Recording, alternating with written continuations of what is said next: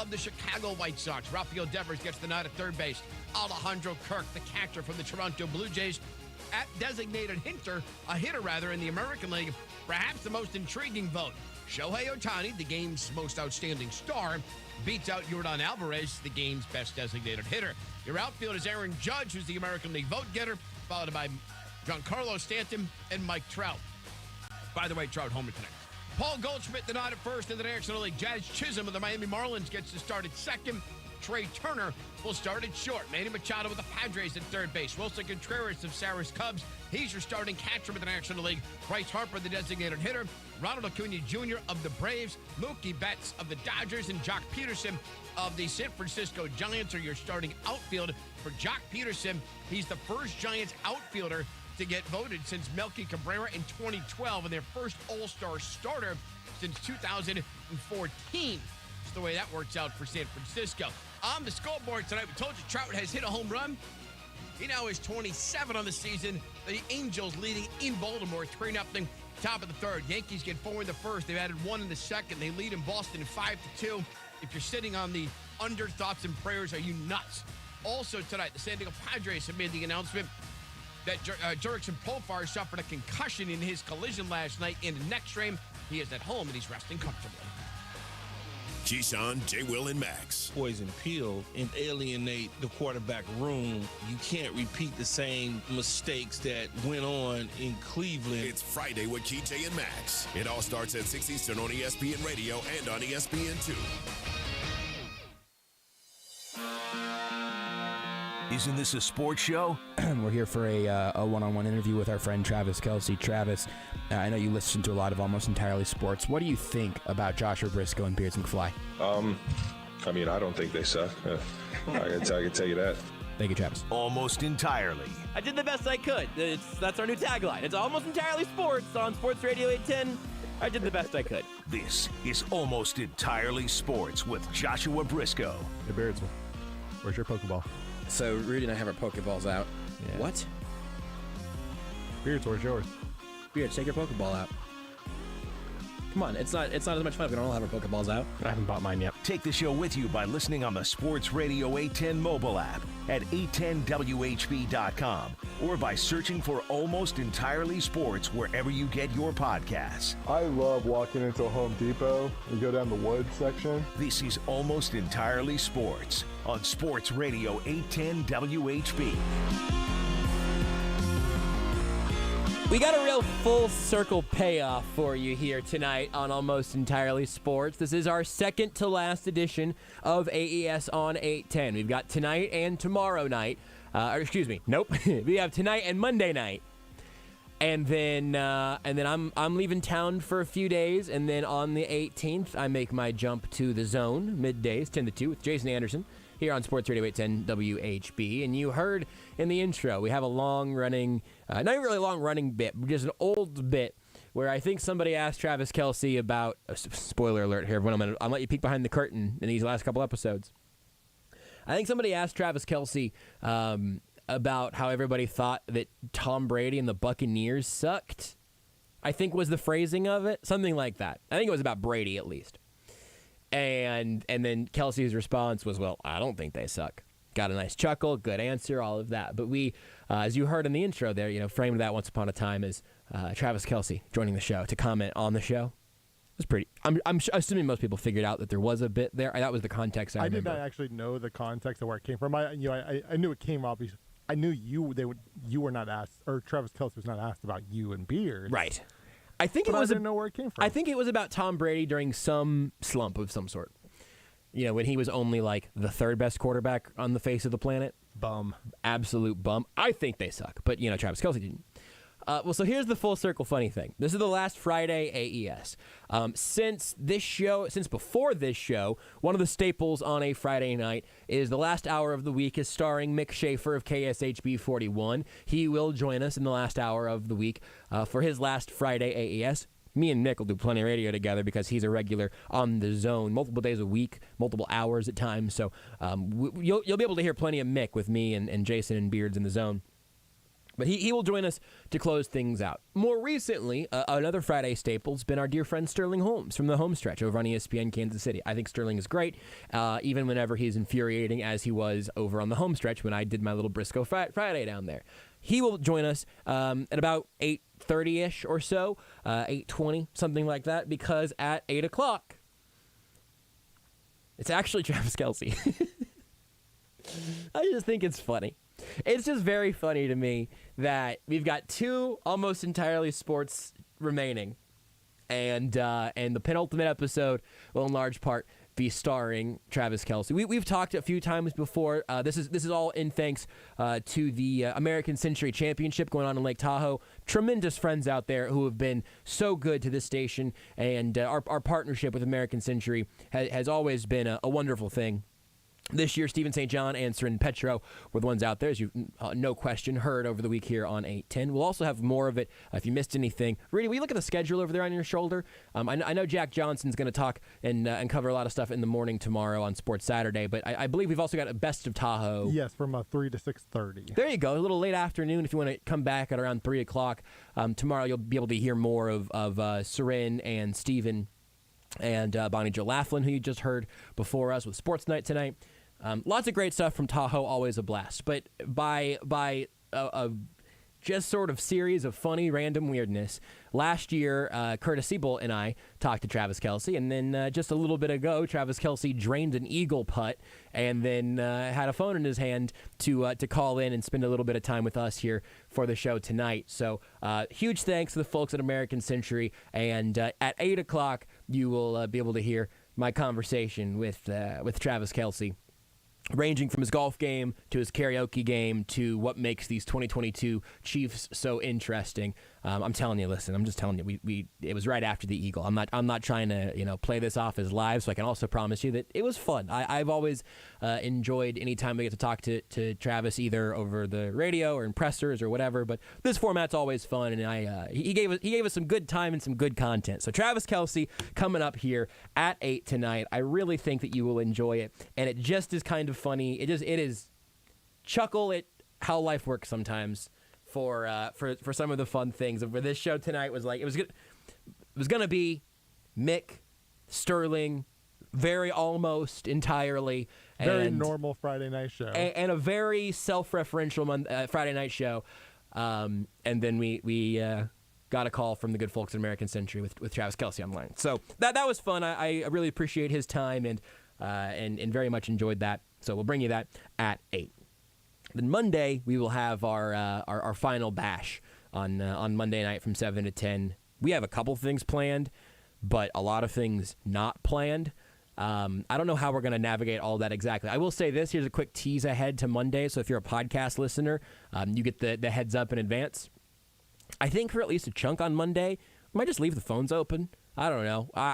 If we get a bunch of people that just want to call in and chat or something, we'll probably put you guys on the shot clock. That feels very in the spirit of the show. Not bad. You get 24 seconds, and I don't know. It just seems like a fun thing to do. The second that horn fires, you're Josh puts you on hold. I think we just have to hang. I think we have to hang up on you. Yep.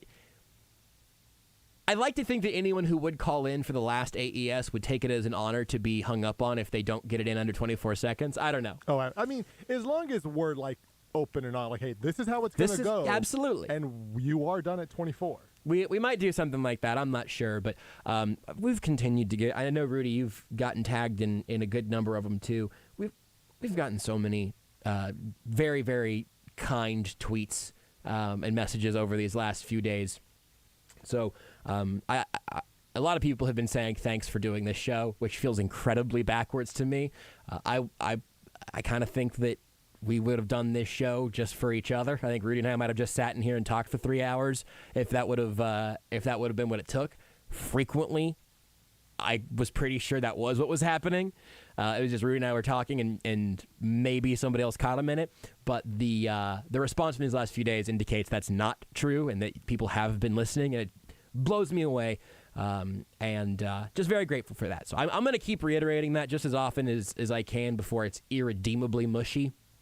Just very very grateful for a bunch of the very nice things that we've heard from our our fans, I guess. Fans is a weird word, man. I don't know. Our listeners, our community, our fans. people, Rudy's fans. Also, I think it's time to announce one other thing, which is, we told you that Rudy was going to be kind of leaving the industry and moving to Wichita and starting some new things. The new thing we can actually announce is Rudy Fans. You can go to rudyfans.com, and for $12 a month, you can directly Venmo Rudy, and he will send you pictures of his fans. Just like a ceiling fan, a bathroom fan, space heater. I want to point this out as well, because I just saw this on Twitter.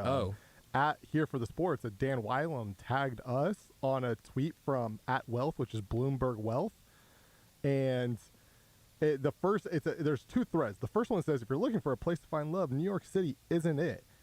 And then from there, in fact, the best place for singles looking to relocate right now is Wichita, Kansas. Whoa! I'm ahead of the game.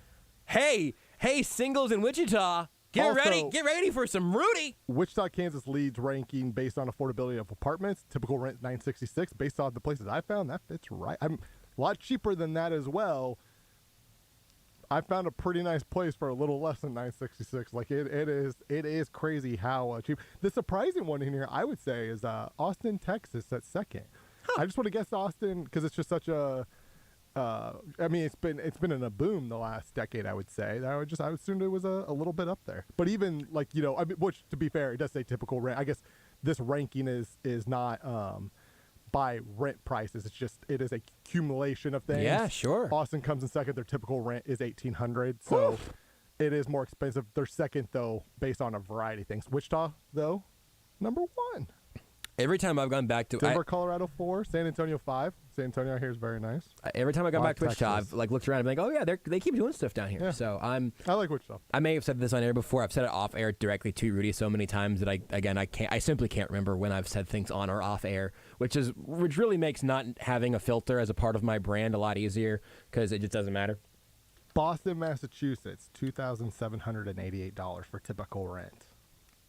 For singles, mind you. Oh, good Lord. Anyway. I don't want to live in Boston.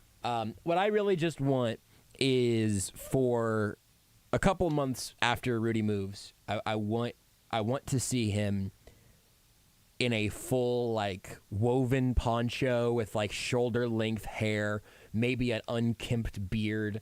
I kind of think of you having that point like a straight up leathery skin tone. The Matthew McConaughey glow up is coming. That's it. Good grief! It took me I want you to look like Matthew McConaughey in mud. It's coming. I would like to see a future where you just go from being finely groomed to just sort of greasy. I think that's really what your next evolution needs to be. I'm excited for Rudy. I'm excited to move. Your mom thanked me on Facebook, by the way. To the midday. Sorry? Your mom thanked me on Facebook, by the way. Oh, for what? Just thanking me for being me for you. Wow. Looking out for you. My mom say anything nice about me? Kept you from dying. Played a huge part in that, obviously. I mean, look. Still here. That's the thing. Renee obviously won.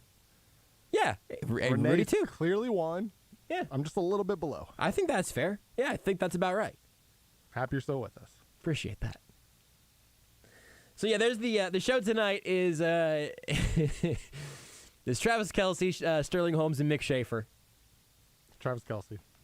It's wild. Just fun. it just makes me. It's just believe silly. it was. Let me scroll up on if I can find the mouse on the Twitch. I believe it was Human Torch said it's not April 1st. Yeah. No, we had Travis on last year, also from American Century, where Curtis and I kind of tag teamed it, and I enjoyed that, except for the fact that I would not say that I am actively self-conscious about my voice, but I do understand that sometimes I hear myself back and I hit a higher register, and all of a sudden it's it's puberty coming, and that's never more obvious than whenever I've had to do radio with Curtis, and I say have to, not because I don't love working with Curtis. I do, genuinely I do. It was Wallaby, by the way. Thank you, Wallaby. I just can't talk across from Curtis and still sound like I have any bass in my voice. Caden says, expensive Boston singles in your area. That's true. Betters also points out that without me, you'd be able to just talk for 3 hours straight without an interruption. Look, if that was really important to me. Where's the fun in that? Whose comment was that from again? Betters. Betters. Who also is trying to be like.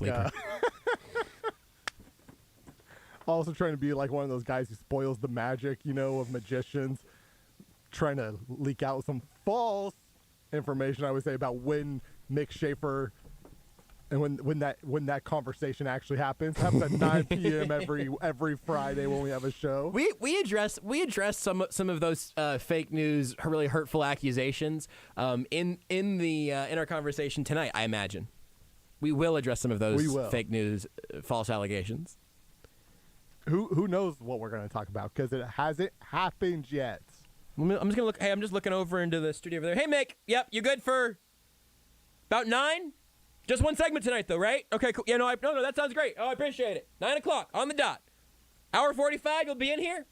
Appreciate you. You couldn't hear him because he's on the other side of the glass, but great guy, that Mick Shaffer. Love Mick.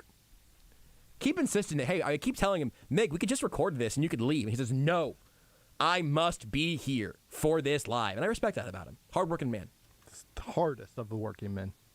Will you read that Better's comment one more time so I can make my joke? You got your joke. It was a good joke. I have my joke now. We'll let people vote on which one they enjoyed more. Which one? Which comment? About the interruptions. Yeah. Yes. Okay. Here we go. So hold on. So we got that one where I responded and Rudy cut me off and interrupted me. That was funny. Yes. Okay, let's do take 2 and action. Without Rudy, Josh would be able to. Sorry. Run it back? Nope, that's fine. Nope, that's me. okay. We're going to run it back in 3, 2, 1. Without Rudy, Josh would be able to just talk for 3 straight hours without interruption. Well, Betters, if that was important to me, I wouldn't be moving to the zone.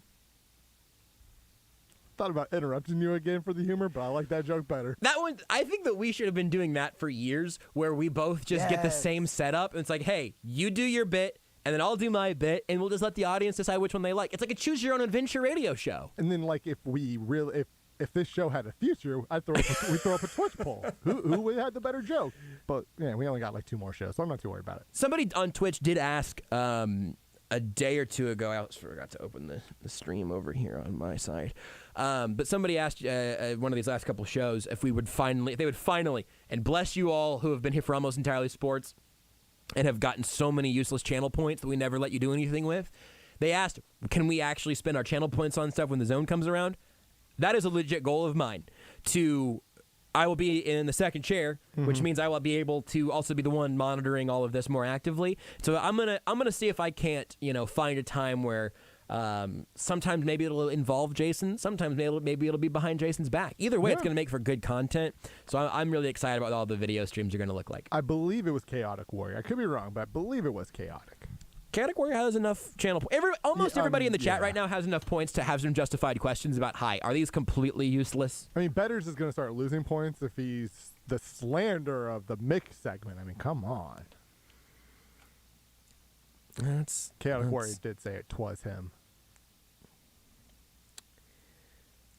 There's a lot of comments that I'm realizing now I didn't see. You guys are popping off tonight. It is. It's been bumping. Also, Caden gets the show resubbed for their 16th month. So apparently we thought 13 was where we were at. Apparently we're at least 16. Thank you, Caden, for helping us show people that there are crazies like you who will actively support the show in this format.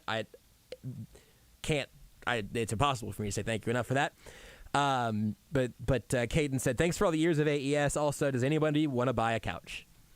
And I have seen a couple of couch-based jokes. Rudy, do you even know what the couch content is about? Loosely, I was not a part of the show when that happened on ESPN Kansas City, but somebody was just basically trying to sell a couch in the Facebook live stream. But I, to this day, do not know what happened there. Yeah, that one is a genuine AES mystery. Where I'm moving, I currently have an extra room, like an open living room area that won't have like a TV or anything. It's just kind of more of the chill room. Do you lock that in today? I mean, I haven't, but pretty sure. Okay, all right. I think by this weekend it's gonna be locked in. Good. I'm gonna need. I could use another couch. Sure. If anybody on Facebook wants to try to sell Rudy a couch, it'd really bring this show full circle. That was one of the most out-of-body experiences I've had around this. That was let me rephrase that. One of the first out-of-body experiences I feel like we had doing this show, where the show got away from us because of other people, and it just was it was just an absolute trip to the sky and back. That would be a nice way to go full circle. Also, I feel like since you have brought this up, for the for the singles of Wichita. We, for years, back on Sports Night, at every turn, before Beards was in a relationship with, and now married. We've all grown up some over the course of this show, huh? Good Lord, think about that. When we met Beards, he was, let's just be honest, hopeless. Just hope, no prospects at all. And now he's married and producing the Zone.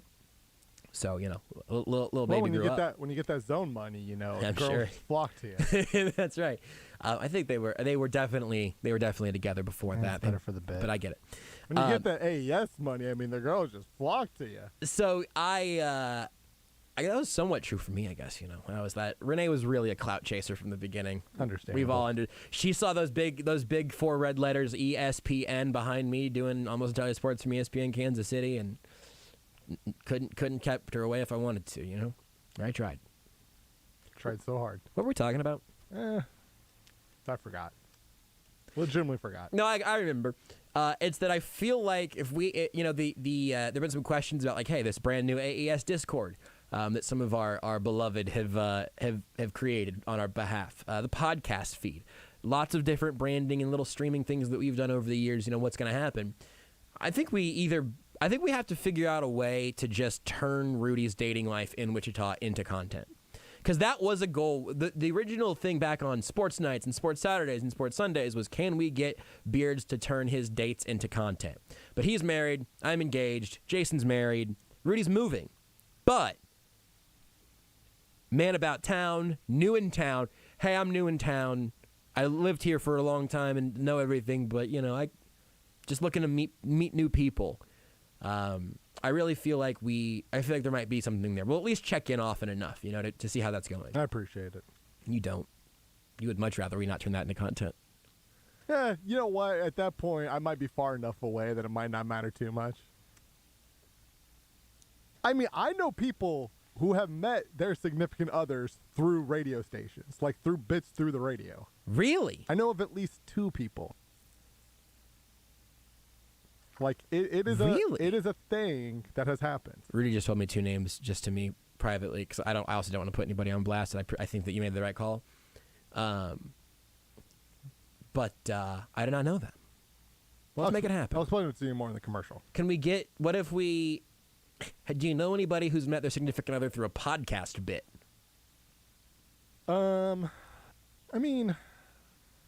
I'm sure it's happened. I just don't off the top of my head. There's a chance, I would say, Griffin met his wonderful wife just be through the allures of a famous podcast host, right? See, there's something very different between that's true. Fair. That's fair between being famous and a bit. Sure. And I'd have no idea if what you just brought up was not actually true or not. Either. Just totally guessing. I assume not. It just seemed funny. Just a funny shot to throw out there because the allure of being a rich and famous podcaster is so strong. I understand that completely. And it's also funny because it's Mud Bim Bam and it's those 3, and they're just pretty normal people. Seem pretty reasonable, generally speaking. Wallaby says he'd long distance date me. I think the only issue there is the long distance. Looking up. Well, you know what? I don't want to speak for Rudy. I just need. The more prospects are never a bad thing, right? Hey, somebody move to Wichita and date Rudy. You want a system that's full of top prospects. Are they all going to work out? No.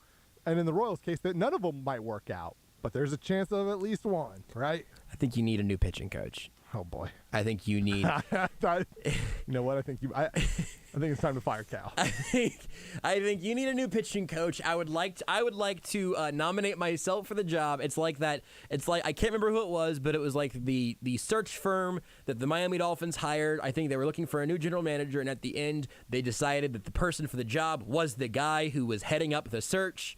This is me. I've looked around. I would like to bring in a new pitching coach for you to try to fix your mechanics and really get you back into the game. And I think I'm the man for the job.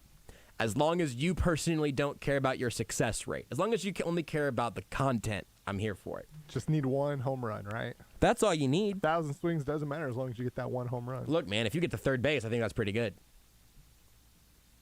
Chaotic Warrior says since I'm moving to his hometown, if he wasn't already married, who knows? What could have been? It's the what ifs in life that keep you up at night. get that tattooed as well.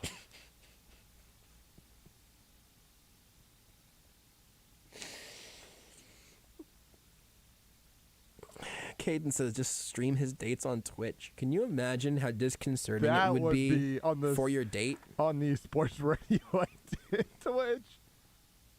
I don't even work for the company more. I want to put it on my own. I put it on this one. Oh, sorry, from Betters on Twitch. Hey now, I went and changed my username just to memorialize Rudy calling it Betters. They were just better yesterday. Oh. I missed that completely. Better/Betters. Good work. That was good. Great work. Give them more points. Or her. I don't know what Betters is. Give them more points. The way that you still say it is still so bad. It's wonderful. Oh, my goodness.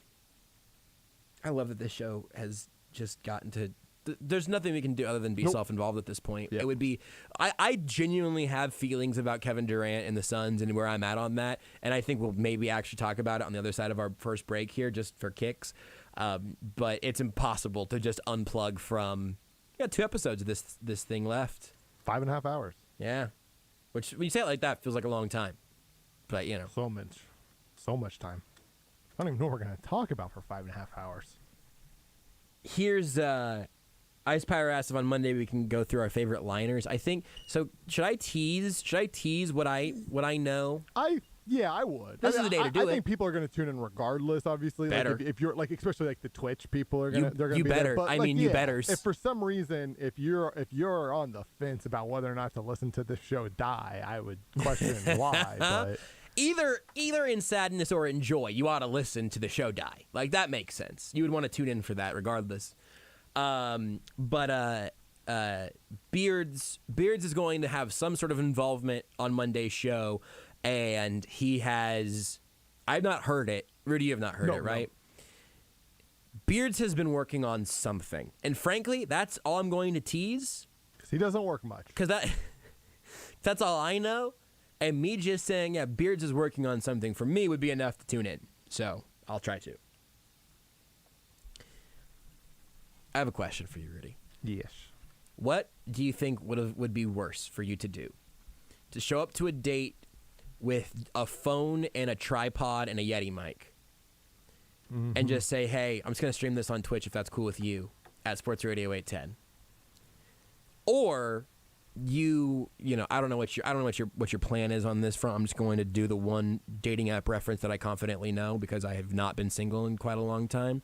Or you're just swiping left and right on Tinder all day long. You're just doing the dating app thing. Yeah, because it's Swindler.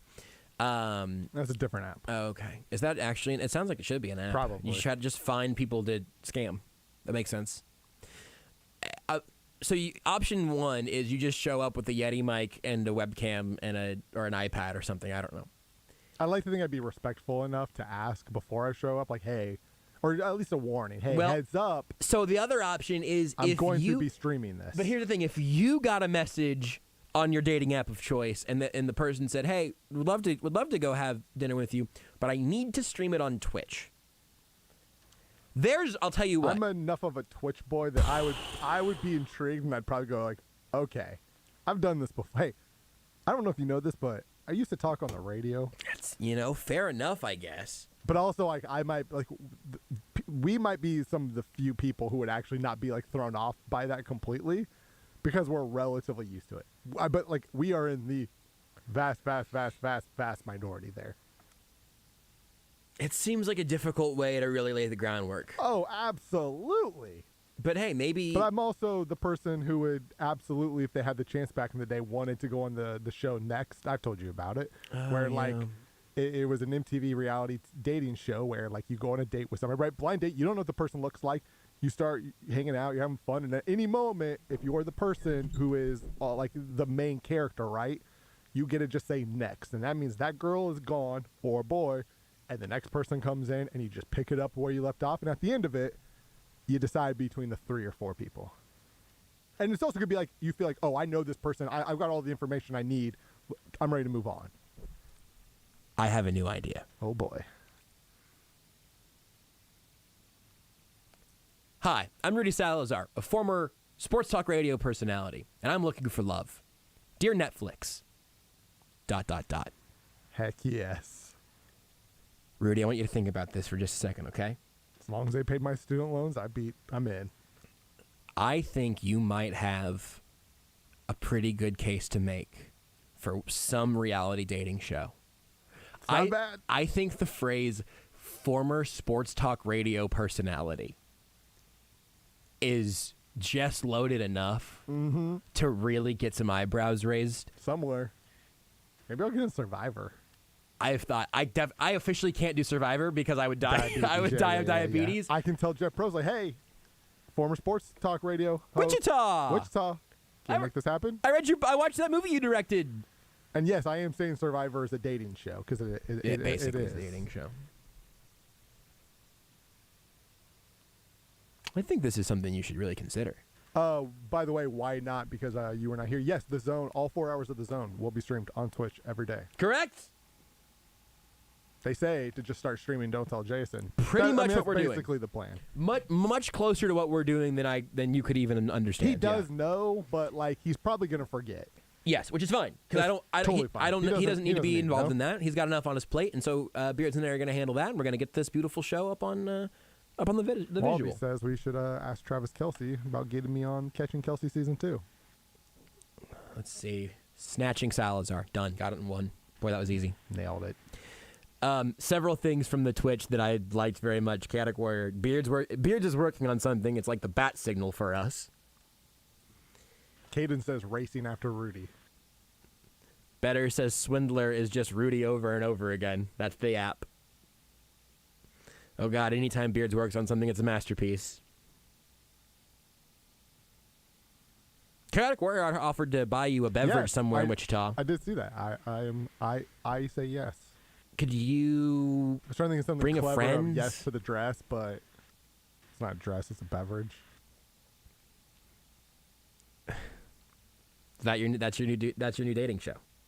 Yes. Say yes to the yes to drink. The beverage. Say yes to the beverage. That's very good. All right. Well,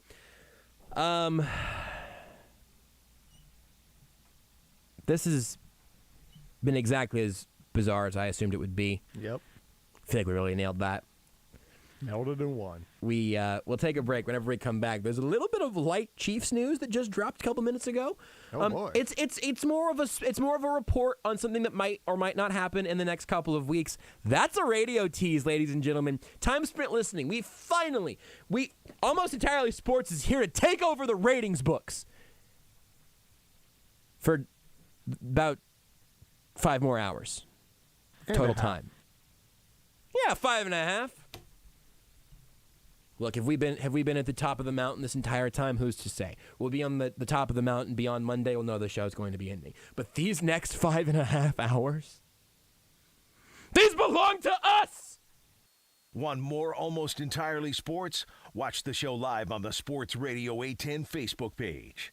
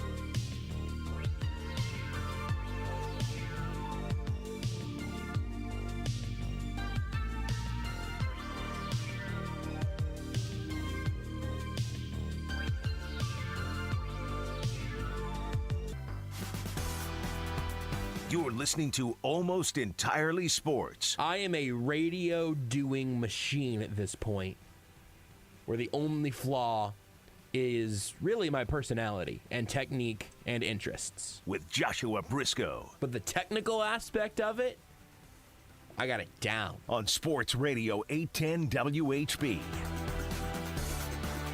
Travis Kelce in about 20 minutes. Sterling Holmes a little while after that. Mick Shaffer to round things out at 9. That's the plan on the final Friday edition. Live. Yeah, everybody, chill out. I didn't With see Mick any of that Shaffer. fake news sort of propaganda over It was there. at the very beginning. I don't know about any of that.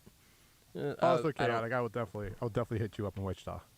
Thank you for remembering about my stuck tire. They're okay now. Rudy does have 4 fresh tires. One of them did get a nail through it. I was going to say, I don't think I mentioned this yet, that literally after. within 48 hours, Yeah. one of my brand new tires, when I went out to my car, was completely flat because I had a screw in it. It's like, goodness. They fixed it for free, luckily, so no problems. Look, man, I know this seems timing obvious. was brutal. I know this seems obvious. I'm sure lots of people have been saying it to you, but you've got to stop driving your car through tracks of Mario Kart races. It's faster, though. It's the shortcuts. But you also have to dodge red shells, and you have people. It's like you're chasing down Batman, and he just dropped a bunch of spikes out of the back of the Batmobile. I would never chase after Batman. He'd chase after you. Robin's more my game. Is Robin anyone's game? I mean, he is like. I mean, Gotham Knights is basically a Robin game. Is he not Nightwing at that point? There's 4 of them. Like all the I think like the whole point of Gotham Knights, I think like 3 of the 4 are Robins, but one is like Nightwing Robin. One is, what is it? It's when Batman thinks he died, but the Joker killed him, but Joker didn't really kill him. But then he like vows revenge on Batman for not saving him. But ultimately they work it all out. So he wears a Red Hood. He might just be called Red Hood actually. Red Hood is definitely a character, but I think Red Hood in one of those comics turns into the Joker. Yeah, Red Hood, Ice Pyro, Red Hood. And maybe he eventually does become the Joker in one of the comics, but There's just one comic that I read that Red Hood falls into acid and then becomes the Laffy Boy. Totally, I Laffy totally Taffy believe that Jokey Boy. At one, but he starts off as Robin basically. He's one of there's like 4 Robins throughout the history of Batman. One of them becomes Nightwing. One becomes Red Hood. One is his son. Really? Yeah, Damien Wayne. Ice Pyro says what you're talking about is Under the Red Hood animated movie. Or wait, I don't know. I don't know if he's saying that's what you're talking about, but Under the Red Hood animated movie is a masterpiece, he says. Okay, now I've Googled Red Hood Joker, and I'm wondering if I've just totally, absolutely lost my mind. I mean, because again, there is and this is a video game. I don't know the comics all that well. Joker kills Robin. Batman moves on, right? Sad he couldn't save him. Robin, then mad that Batman doesn't save him, becomes the Red Hood and wants to kill Batman. And then ultimately they work it out. Maybe that's what it was then. There are 5 famous Robins. We got Richard Dick Grayson, Jason Todd, Tim Drake, Stephanie Brown, she's in the game, and Damian Wayne.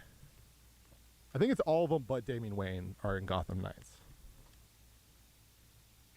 Yeah, I just started scrolling through the villains.fandom.com page for Joker in Under the Red Hood, and I realized it was just a wall of text, and I had a radio show to do, so I could just close that tab. That's fair. Here's the thing I teased briefly last segment. A little bit of a report on the Orlando Brown Jr. front. I thought it was the Red Hood.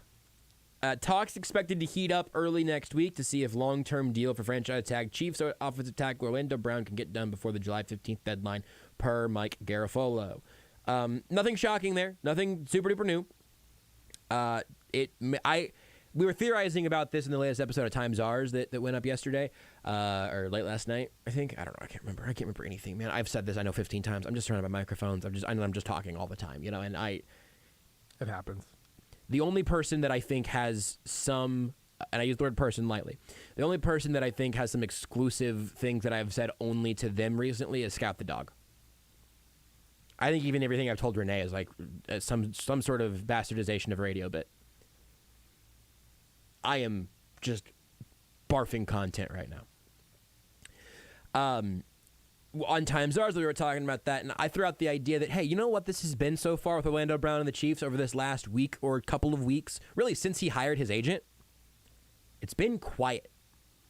And you know what I see quiet as being, at least specifically to the Chiefs, and in a contract negotiation situation? I think quiet is typically good. Because if you are a player and an agent who feels like you're disrespected by your team, you leak that, and people go, wow, are the Chiefs just offering Orlando Brown like $12 million a year for 3 years, and he is just horribly disrespected? If you're a team who feels like the negotiation is going nowhere because, you know, Brown and his agent are asking for $30 million annually for 8 years fully guaranteed, then the Chiefs are going to tell somebody, hey, this is bonkers. They've lost their marbles. They're unreasonable. If one side or the other is really aggrieved or really don't think that they see a path to their solution, and this isn't, I've never been the vehicle for this, either on the Chiefs side or player side or anything. I'm not even telling you anything specific about what the Chiefs do in this regard. This is just sort of a media rule of thumb that I kind of keep in the back of my mind. Again, I'm not telling you what the Chiefs handbook says. Because I don't know. I'm not holding it to myself. I don't know. But generally speaking, particularly in football, I think a quiet week of contract negotiations is probably a good thing because neither side's trying to get to the media and say, hey, we're unhappy. The alternative there is that they're just trying to get back to the negotiation table. They're talking it out. Maybe next week we will get, as the deadline gets much, much closer, maybe we'll start getting some reports here or there about how the sides aren't that close or want to put some pressure somewhere else. I don't know.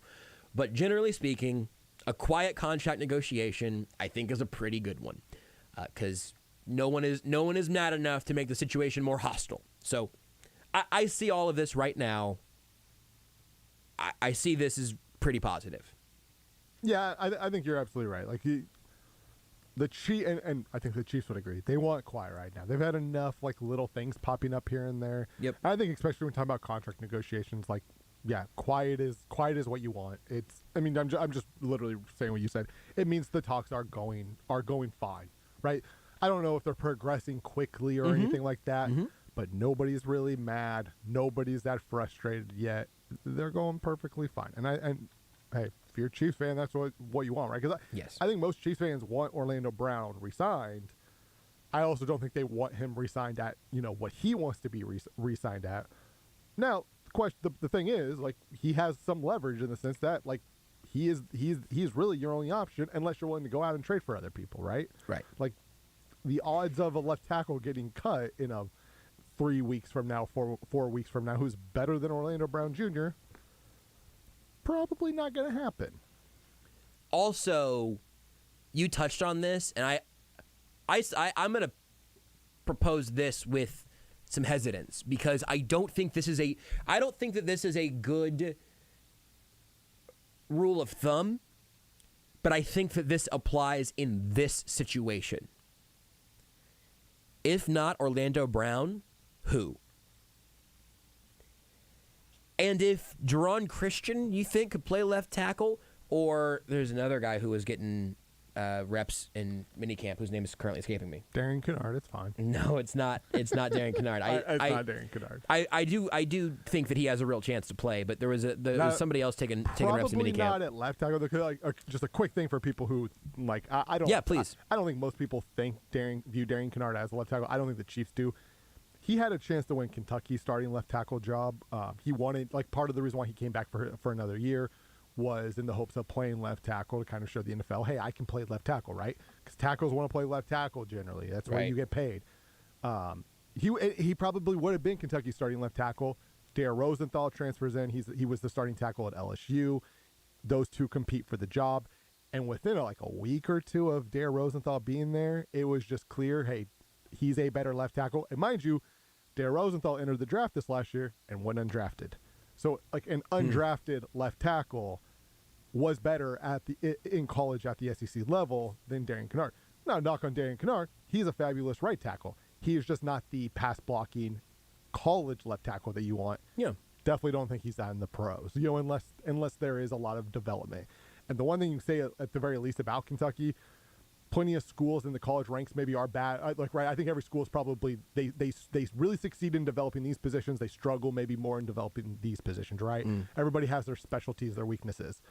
Offensive line is not a weakness at developing at Kentucky. Right. It is every year they have some of the best offensive lines in college football. That's what they do.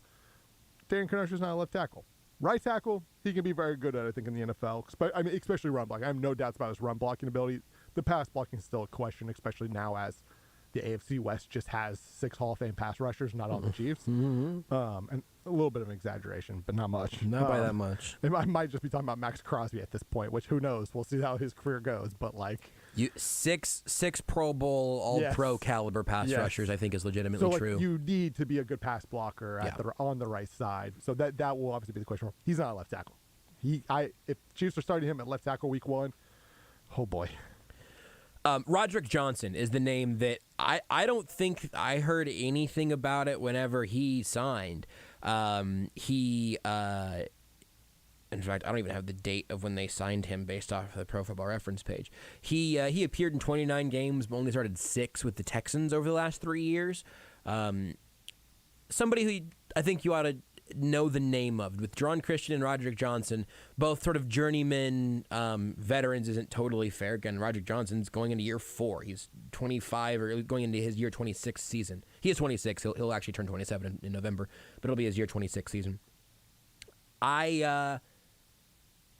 Look, if you could convince me that the drop-off from Orlando Brown to Roderick Johnson or John Christian or Darian Kennard or Andrew Wiley at left tackle or Lucas Niang, if you want to tell me that you don't think the drop-off is that far, then the Chiefs suddenly have a lot of options and a lot of leverage with Orlando Brown. If that was true, and if the Chiefs believed that, I don't think they ever would have traded what they did for Orlando Brown. So, again, I am very, very hesitant to use this logic freely because if you say, if not our current guy, if we don't pay our current guy, then what do we do? If you do that too much, suddenly you're in year 7 of Kirk Cousins and you haven't won anything. But in this particular instance, I think the Chiefs have put themselves in this situation, which I also don't hold against them. Yeah. You're not going to have 2 starting caliber left tackles in the same roster. That doesn't happen. There aren't that many. There aren't 32 starting caliber left tackles in football. There are probably like 15. And so even if you think, or that number's out of my bleep, but if you're thinking Orlando Brown is the 8th best left tackle in football, also number just kind of out of thin air. I think that's maybe a smidge low, honestly, but whatever. He's 8 to 10. We like those numbers around here. You say Orlando Brown's 8 to 10th best tackle in football, left tackle in football. Cool. If you go from 10th to 52nd, suddenly Patrick Mahomes' job just got a lot harder. In this particular instance, I think the Chiefs told us last year they were very, very optimistic about their chances of getting Orlando Brown locked up long term. I think they've shown that continuously through this point. Now they got about a week to get all that done. So there's your brief update on that front. We'll take a break. Whenever we come back, we'll see if Rudy's got any Tinder matches. That doesn't make any sense. You're not even in Wichita yet. Don't do that now, Rudy. You're very close. I just didn't really have a better throw to break. Oh, hold on. Chris Moneymaker. Boom. 2 shows in a row. Did you know you can listen to Almost Entirely Sports anywhere, anytime? Well, you can. Just search for Almost Entirely Sports wherever you get your podcasts. They say to never mess with the classics, but Panera did just that and more.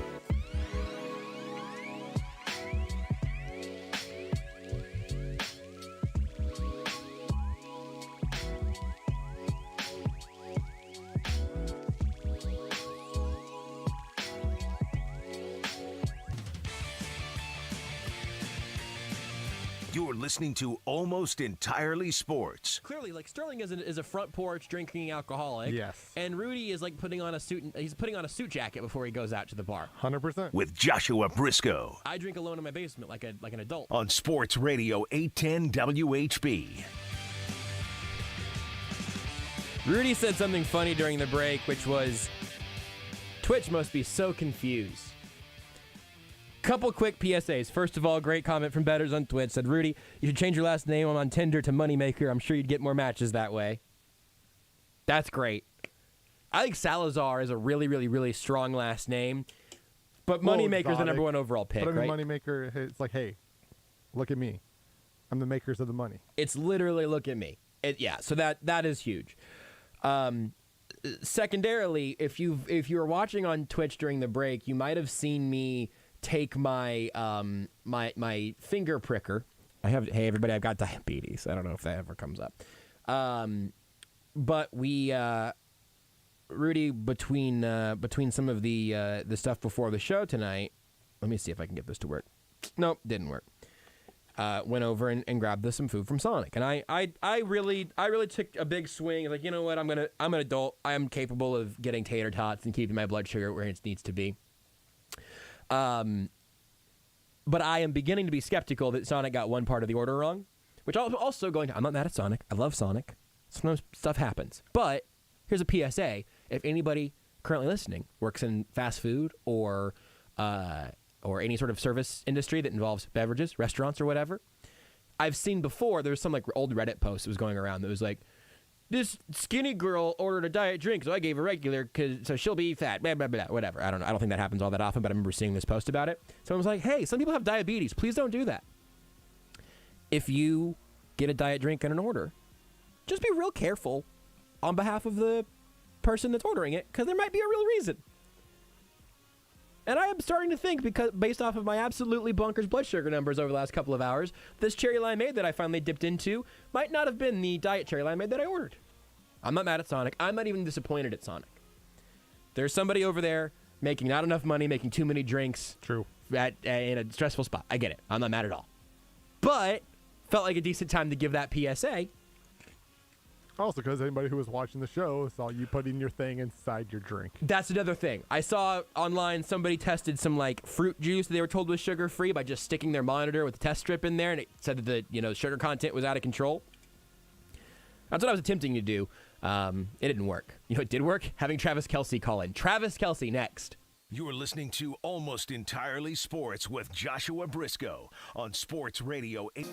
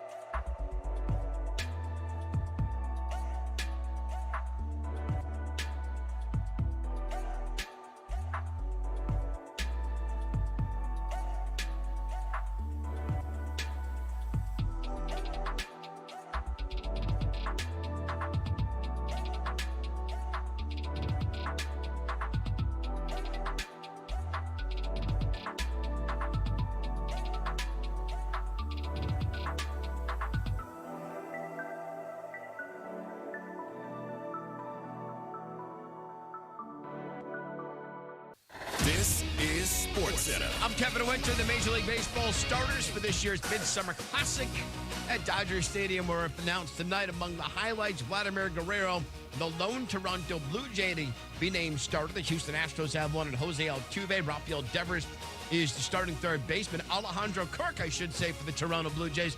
He gets the nod behind the plate. So Toronto's got two starters. So too do the New York Yankees. Aaron Judge and Giancarlo Stanton. Mike Trout of the Angels is your starting outfielder. Shohei Ohtani of the Angels gets the nod at designated hitter. In the National League, Jazz Chisholm of the Miami Marlins, your starting second baseman. The Dodgers have Trey Turner and Mookie Betts. Ronald Acuna Jr. also is the NL All-Star Game top vote getter. He starts in the outfield along with Jock Peterson, who was the first Giant to be named starter since 2012. On the baseball scoreboard tonight, we checked in at Fenway Park. Yeah, that's the way it's gone. 9-2. Yankees had the lead over the Red Sox, but as soon as I tweeted that, Boston has hit back-to-back solo home runs, 9-4. The San Diego Padres announced tonight that Jurickson Profar is on the 7-day concussion list. He suffered a concussion in a neck strain in that brutal collision with C.J. Abrams last night. Mike Trout is homer tonight for the Angels. They have a 3-0 lead in Baltimore. Ronald Acuna Jr. has also homered tonight for the Atlanta Braves. They are absolutely hammering right now their game at home. And the Royals and Guardians are all tied up at 1 apiece. They play in the fourth. Brewers on top of the Pirates, 1-0. Keyshawn, J. Will, and Max. We understand Carson Wentz has talent and a big arm, but we're not going to put him in a position to screw it up. We're going to keep everything really close to the vest. That's how we're going to win games. Get more from the guys Monday morning at 6 Eastern on ESPN Radio and on ESPN2.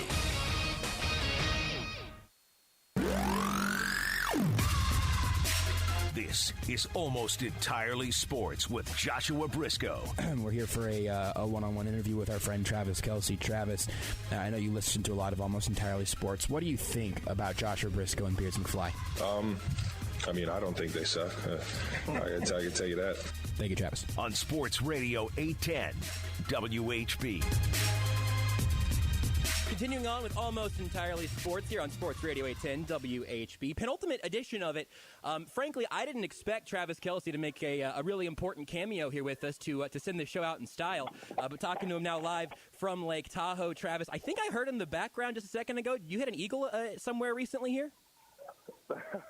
Yeah, today was a rough one for the group. I mean, everybody was kind of struggling or just battling, I would say. And sure enough, towards the end, it felt like I was running uphill or up the mountain all day, and I finally reached the mountain peak when I got the eagle on 18. So I couldn't even tell you, about 20 yards, 30 yards out.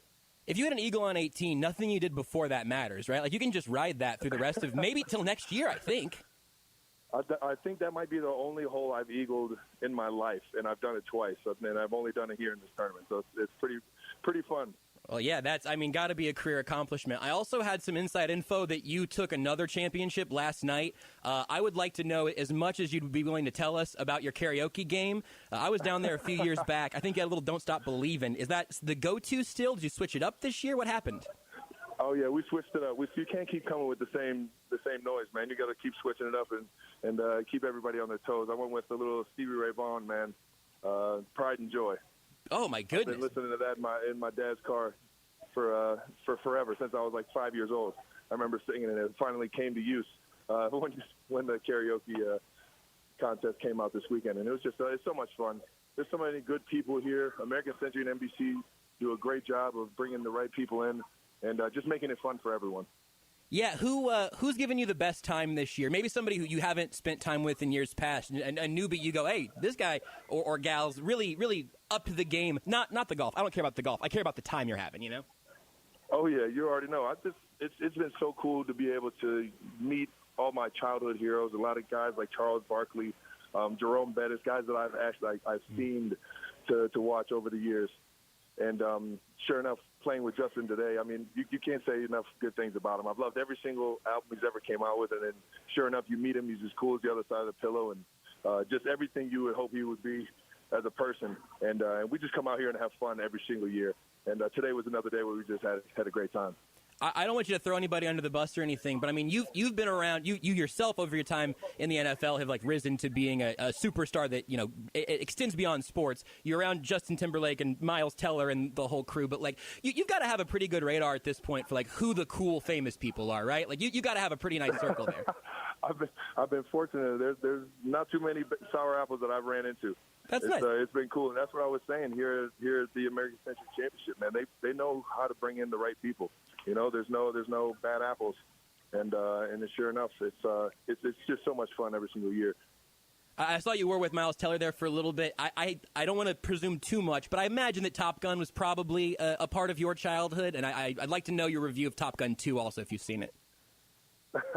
No, right now I haven't had too much time to get to the theater, and I actually felt ashamed when I saw him because of how much love he's getting and everywhere he's been since Top Gun has came out. But definitely when I was a kid, I remember going to, I forget which amusement park has the Top Gun ride, but I remember riding that when I was a kid. It's cool to see Miles' career keep going up. He's such a great guy, and then on top of that, such a great actor, and being able to get roles like that and being able to get showcased in the limelight like that. It's cool to see him do it because he's such a good dude. Well, you talk about careers going up and you staying busy this offseason, doing the tight end once again. I'm just interested in how you've changed kind of like as a teacher and a coach in that, what you've seen different from some of these new guys coming in. I know you've said a lot of nice things about Kyle Pitts, but I'm curious about how the tight end experience has gone for you guys. Man, it just keeps going up. Greg Olsen, George Kittle, when they hit me up to try and get this thing rolling, I was all for it. I mean, it was a no-brainer for me to want to be a part of it. I'm a guy that I want to pass my knowledge on to everybody around to make everybody as good as they can possibly be, or just hand off a tool to somebody and let them run with it. And I know George and Greg are the exact same way, and it's cool to see everybody in the league kind of gravitate and want to be a part of it. And it's going to be tough next year because I don't know if we have any more room. It went from 45 to 50 guys last year to close to 100 guys this year, and it's just it's so much fun. It's almost like a Pro Bowl atmosphere or an All-Star game atmosphere because you never get to get all the guys in the league in one building, in one setting, in one city, and just being able to hang out and pick each other's brain. You only get to see guys throughout the season or maybe in the off season for a day or so, but it's just a cool atmosphere, and I can't thank all the sponsors enough for being a part of it and making it what it is. And sure enough, we're hoping next year is even better. Anybody that you took anything from this time, and you go, oh, you know what? This new guy came in with something from college that I hadn't thought about yet. No, not quite. Dallas Clark was up there preaching to the choir, man. He was given all the insight from his days working with Peyton. Playing with the Ravens and, just being a Pro Bowl caliber player. And I enjoy being around guys. A lot of it for me at this point in my career is just reassuring, that we're doing the right things, that we're on the right path, that we're not the only ones dealing with the certain things or a certain adversity throughout the game or in life. It's just it's always an eye-opening experience. Yeah, I just think it's something that, a lot of guys, especially young guys, talk about, an older player who will kind of advise them when they get into the league. But, like, you guys have been taking, a lot of you that you mentioned there, you and George Kittle aren't exactly old men yet, but kind of picking up that path as a teaching thing, I just think is really interesting. Was there a logic behind that from, like, somebody who said, hey, I got this from these people back in the day, I want to pass that along?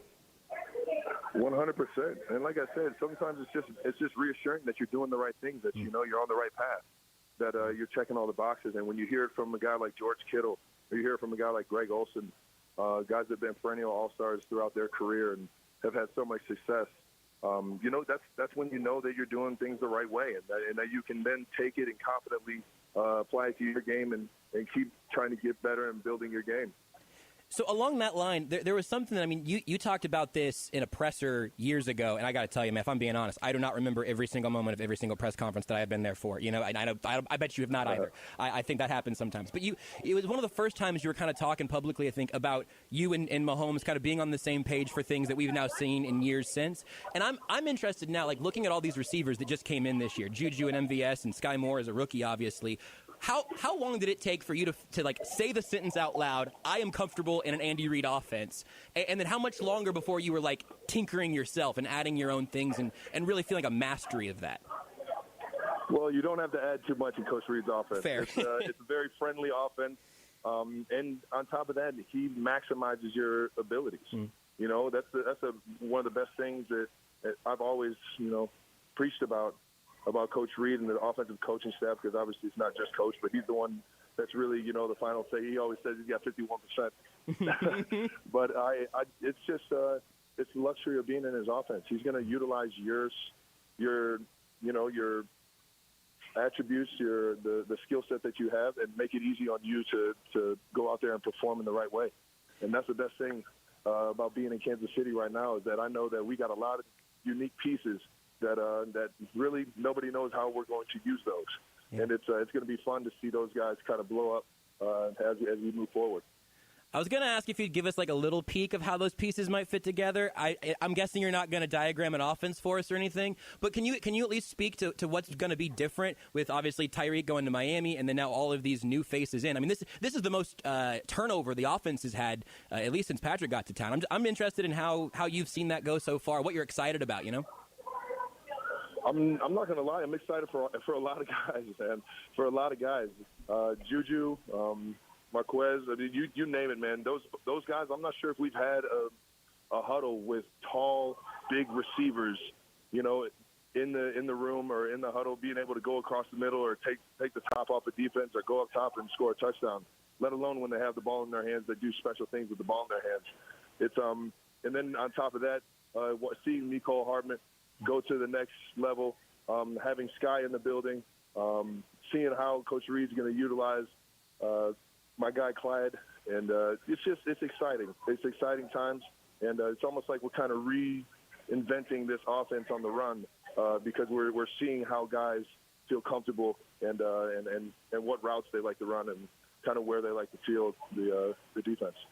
Okay, last thing for real. Do you believe that Rob Gronkowski is permanently retired?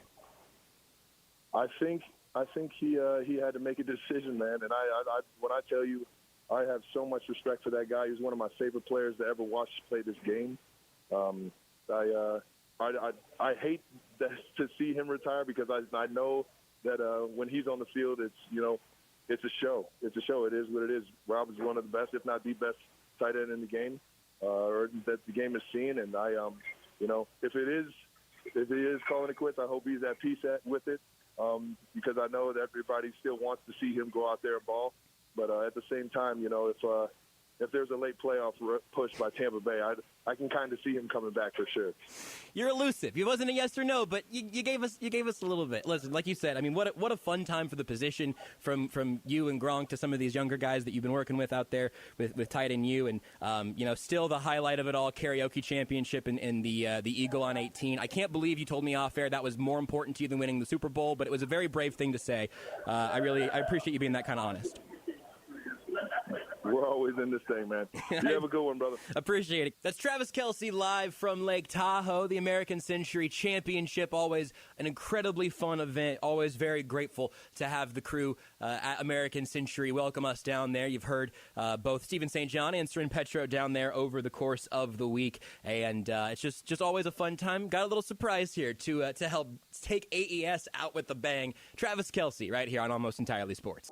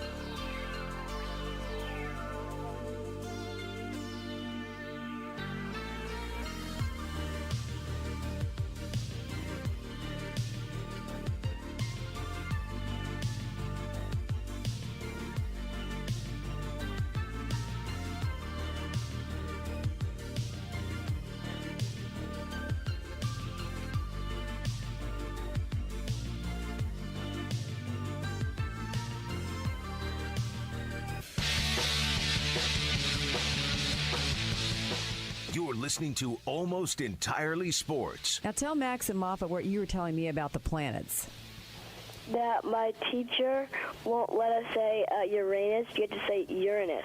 With Joshua Brisco. So you guys are following her orders? Yes. And that's good, because if the teacher told you, I want you to stick with Uranus. But I'm not going to. Hey, Sterling, come on. We talked about this last night, and you said you're going to follow what the teacher says, Uranus. You obey the teacher, right? Yeah. You said you weren't, Sterling. But I am. Oh, okay. No, he's going to. He knows what's good for him. Yeah, I know it's good. On Sports Radio 810 WHB. All right. What would you prefer to say? Uranus. It's honestly impressive that after clearly peaking, what age was that, Stu? Oh, I was young boy. It says I have 5 no idea. in the clip. 5? No, Yeah. no. I don't was know if older that's the than case. 5. I just know that that's just what the clip says. No, that's more like 10. I think I don't know. I bet you were talking more than that, more confidently by 10. If that says 5, I'm guessing somebody said 5 at some point or gave a year. I don't know. No, I know for a did not. fact I was now 5. I did not make this, right? This was a Beers McFly Because I remember calling in and everything. I was in studio. I wasn't calling in. But I know which teacher I you were in that was studio definitely there? on the phone. Maybe I was. Yeah, that was on the 100%. phone. That was 100% on the phone. You're I definitely on the used phone. to go in Yeah, the yeah, studio. yeah. That's why. Yeah, I believe that. I do too, That of one course. was definitely on the phone. It is incredible to be at age 5. I was gonna guess just like 7. I don't know why. Yeah, I think that's closer to 7 to 10. We can see if Beards can confirm this for us at some point. How is it? I'm not the one.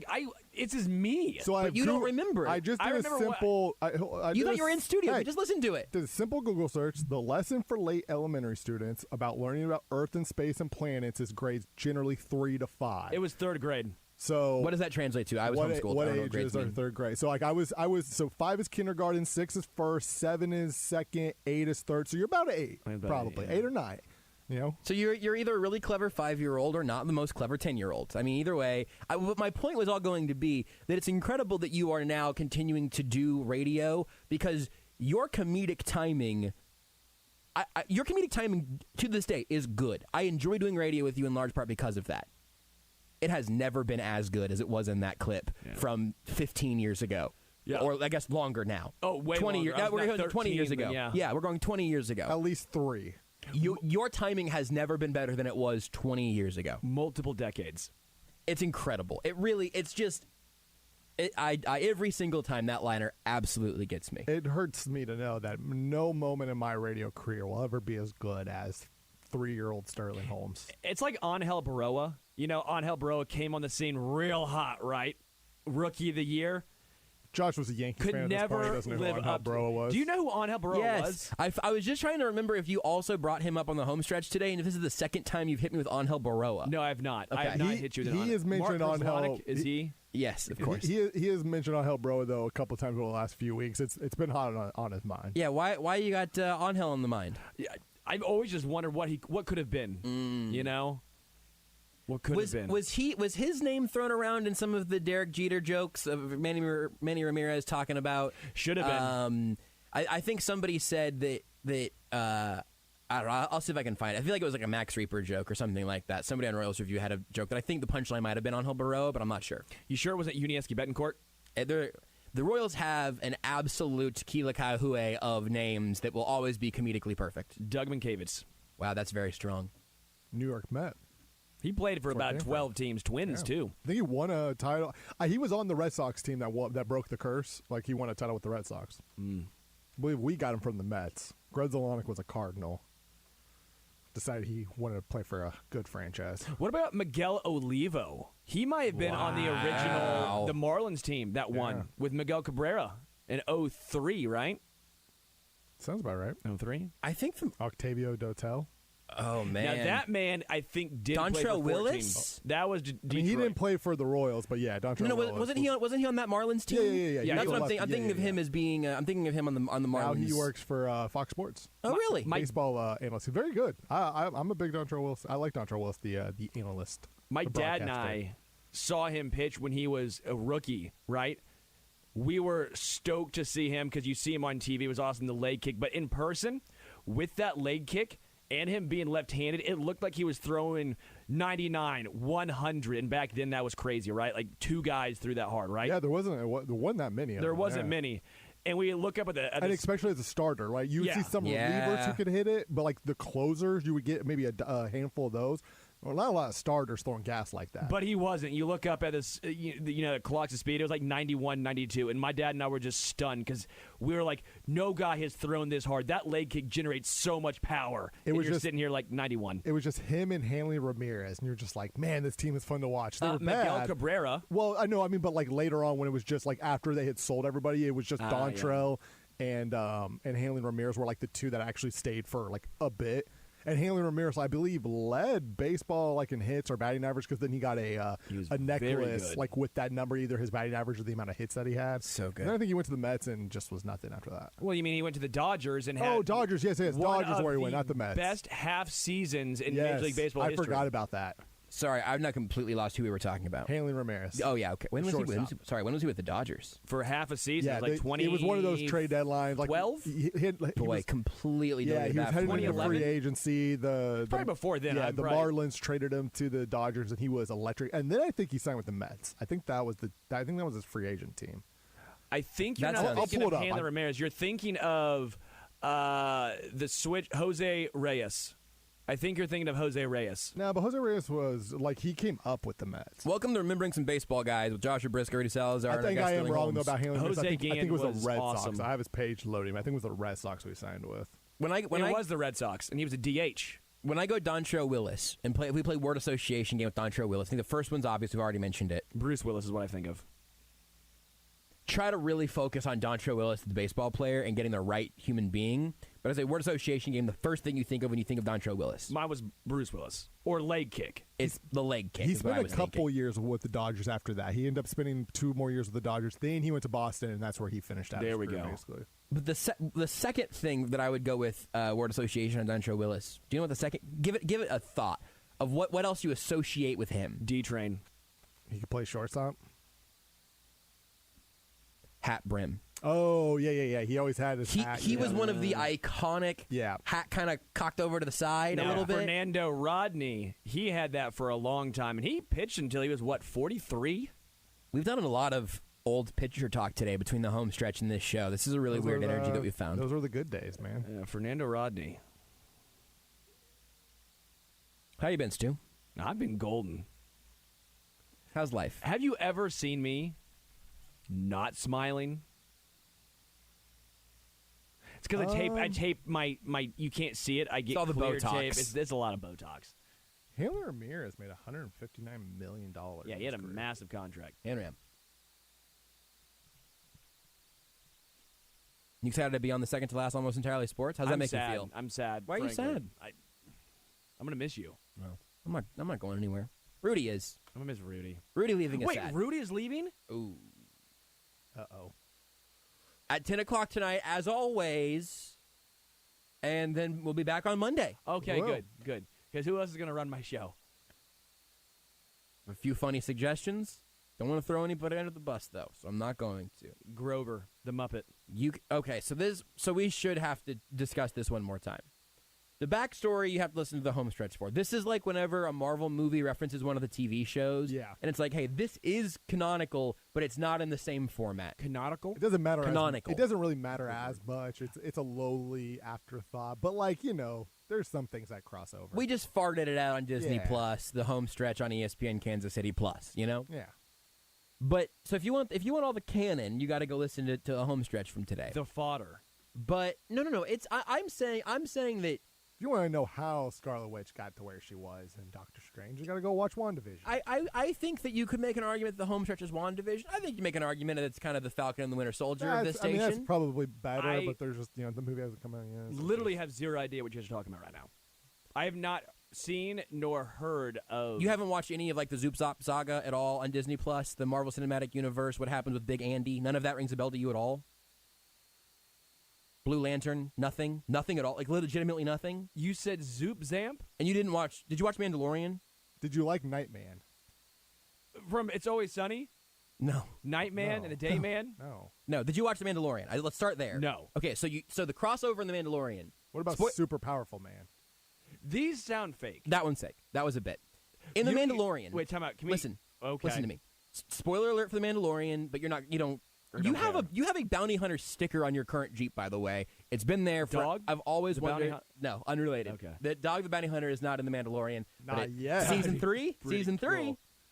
So at the end of season 2 Well, of the the problem Mandalorian- is they record that show in the UK, and we all, as we That's discussed true. before, he's banned. Actually, I don't know if they record in the UK, but he's banned from the UK because of a murder conviction. At the end of I won't go to season 2 of the Mandalorian. But I don't not want to spoil that. allegedly. At the end of season 1 of the Mandalorian, though, they have.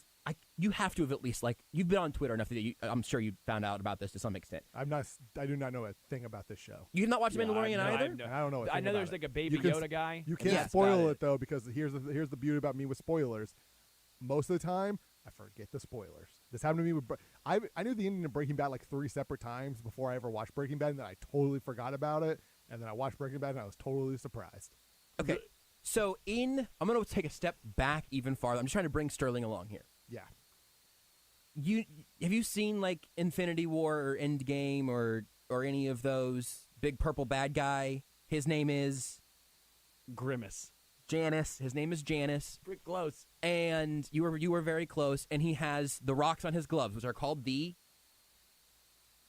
Everything Stones. I was a Halo. This is very popularly known, and it's an incredibly large part of American culture. Is this the meme where the guy does the crunch his hands? Yes, I think so. That guy's name is Grimace? No, it's Janice. How's You said his name Grimace. Janice? It's very convoluted. If you're not with me on Avengers, I'm not going to explain Janice to you. I don't know. No. But you have the Everything Stones. That's what's on the big glove. Okay, big metal glove. You have the Everything Stones. At the end of season 1, That's a pretty lame name. The Everything Stones couldn't come with something cooler. At the end of season 1 of The Mandalorian, And the dude's name's Janice. Baby Yoda finds one of the Everything Stones. It is the like earth-shattering moment that connects the Marvel Cinematic Universe to the Star Wars universe. It broke all of Twitter. I can't believe you didn't know any of that. No. You know, it'd be a fun segment though. You name shows, and I had to say if it was a real show or a fake show. That would have been a really good this or that. Bits within the show, if it's real or not. The show is real. Infinity War is real, but what are these things actually Infinity called? War makes Call of Duty. No, pretty sure, right? That would have been a good bit, you're not though, wrong. of just like, did. I can't do it now, Yeah. where I just lie to you about Marvel stuff and just see if you can sniff it out. You could. I wouldn't be able to do it. I just did for 10 minutes. Yes. Oh, is that not true? Almost none of it. The Everything Stones, Sterling? Almost none of it. I just wanted to see if you'd kind of come with me on it, and you did every step of the way. It's the His name is Infinity Thanos, not Stones. Janice. They're the Infinity Stones. Infinity Stones. They're the Infinity Gauntlet. Oh, Infinity Stones. I've heard of that, I think. Blue Lantern? Ryan Reynolds did Green Lantern, for crying out loud, man.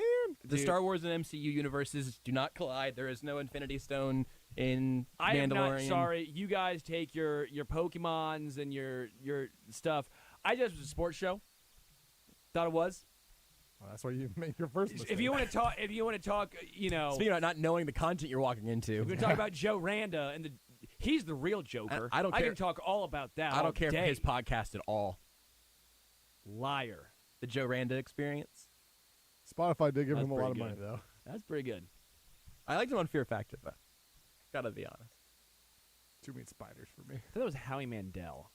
No, he was from How I Met Your Mother. Oh, there we go. How He Met Your Mother. It's about how Howie Mandel met his wife. No, his mother. How he met his mother. How he met Sally. Is this how Howie Mandel met Sally, his mother Sally. Oh, wait. Is that... It's Harry Carey. How Harry Carey met Howie's Mandel's mother while being sleepless in Seattle. They have coffee there. There's something about Howie marry Mandel. I've enjoyed this. Me has too. been good. Me too. I really. I'm gonna miss this. I threw you said whatever you said about like super strong man or whatever. Super powerful man. I was very glad that you said that, so I could tell Sterling that was a lie in hopes of. Wait, him. how did this happen? How did I not hear it in the talkback? No, it was over. He said over there. He said super. He said you don't know about Super super powerful powerful man, and I said that's not real. So that hope for this me is was that I threw clearly, Rudy under the bus, so I am You the did. reliable narrator. Yeah, you were. And you know what I found out? There's no such thing as a reliable narrator. Because you know why? Wow. There's 3 sides to every story. Speak on that.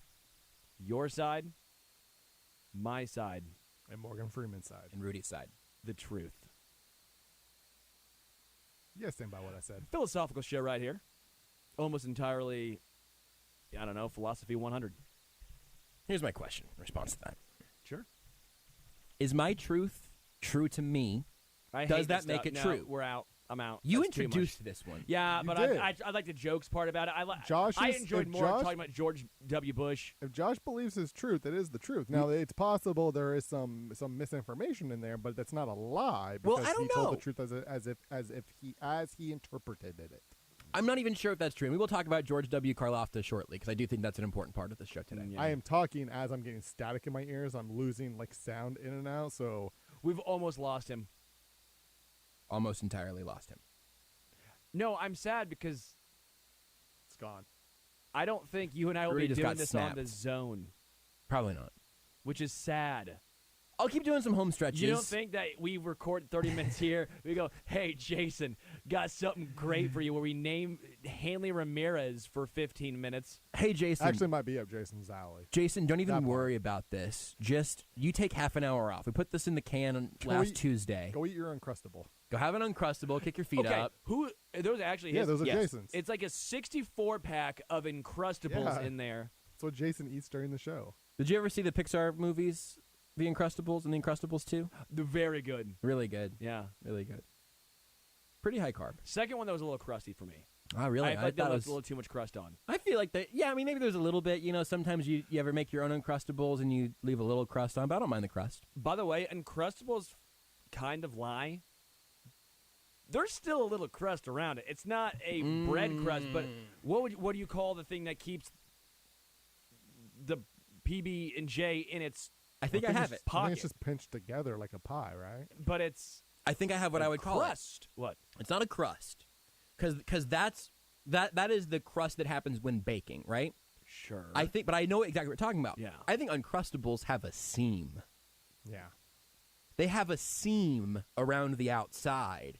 That, yeah, you're right. Because I've had a few Uncrustables in my day. Not a ton, but I've had a handful. Yeah. And sometimes... Usually it's from the freezer here when we're stealing Yes. Jason's Uncrustables. Yeah, I don't Well, I have he's one not every... listening to the show, so who cares? Exactly. I have one every once in a while from the box labeled Jason's Only, Do Not Touch for Emergencies Only. Well, hey, you're part of the zone now. It's all fair game. It's an emergency. And What's frankly, yours is his. you have the sugars. It You have could the di- you very have- much be an emergency. You have the diabetes. I learned shortly after becoming diabetic that Mark Andrews, the tight end for the Ravens, who is also type 1 diabetic, one of his favorite low blood sugar snacks is an Uncrustable, according to one article that I read. Does this now make you you're like one of the 7 people in the world who are out here going, Mark Andrews is better than Travis Kelce? Because people did that last year, and it was asinine. Here's the thing.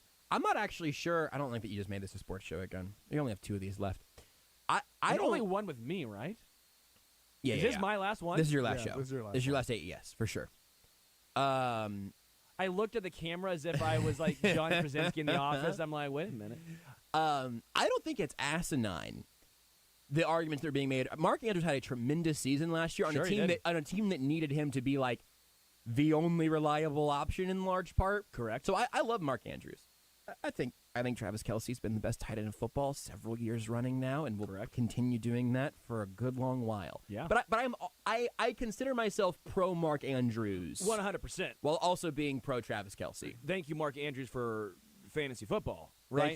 Thank you for your Service. non-functioning pancreas. Yeah. Also, no one cares about your fantasy football team except yourself. Yes. No one cares about your pancreas except for yourself. Also Yeah, true. I care about your pancreas. Frankly, Thank you, he Rudy. brought that up, and I just immediately tuned out. He It was was like, my connection to Uncrustables, and then you were like, let's talk about if Mark Andrews is overrated or underrated. I was like, I think he's very good. and this is what we're missing. Sterling also, though, while he doesn't believe that nobody cares about your fantasy football team, he definitely believes that everybody cares about his fantasy baseball team. It's true. Bobby Witt Jr. drafted him over Carlos Correa, Rafael Devers, Yordan Alvarez. Shane, give him the Cy Young McClanahan, going out on a limb. First of my pitchers drafted. He's the one right around all the Royals guys we talked about last night, right, Rudy? Yeah, like 31. Where did you draft? Couple spots Jackson before Kowar. Kowar. Where would I draft Jackson Kowar? Where did Where you did draft him you? in fantasy? Oh. Highly. I would Yeah, think. obviously. Him, Daniel Lynch, Singer, Heasley. Because why wouldn't I draft all those guys? Because the Royals have shown a very good ability to develop young pitchers. Did you draft Cal? Ooh, hear me out. Who does a worse job at developing a specific thing? Me or Cal Eldred? No, the Royals developing pitchers or the Chiefs developing edge rushers? Well, I mean, the Chiefs have Tom Bahali. They have Justin No, Houston. the recent past 3 years, 4 years. Well, here's the reason that I don't think that's a fair fight. The Royals have tried. The Royals I have don't- really Breland Speaks? tried. And I don't know if here's the thing. Breland Speaks? Breland Speaks is your Second-round draft pick. Yes. Tano Passanio was second-round draft yeah. pick. Joshua Kando, Well, fourth-round no, draft pick. Joshua can't. Yeah, but third-day draft picks don't really count as trying. I think I would agree with that. I think you But can't judge Speaks- Mike Dana and Josh Kando the same way you would judge. Dana, I wouldn't. But the same Speaks way you and would judge Passanio Speaks is and Passanio. totally I totally think valid. This is how I break it down personally. You have your first round, second round, third and So fourth. far, so good. Third and What comes after the fourth? and Sterling, what comes after the fourth? What's next, man? Sterling? Come on, Stu. Sterling? my point is, You have your first round, your second round. I'm on the edge of my seat. The third and fourth are to me are more combined. Fifth and sixth are more combined, and then seventh is by itself. So I like the third and fourth round. So Kando, yes, it's not the same as obviously George Also, the Karlaftis man's or only in Breland his- Speaks. only in his second year. He spent his whole first year hurt. We don't know what he can do. We don't know if he's developed or not.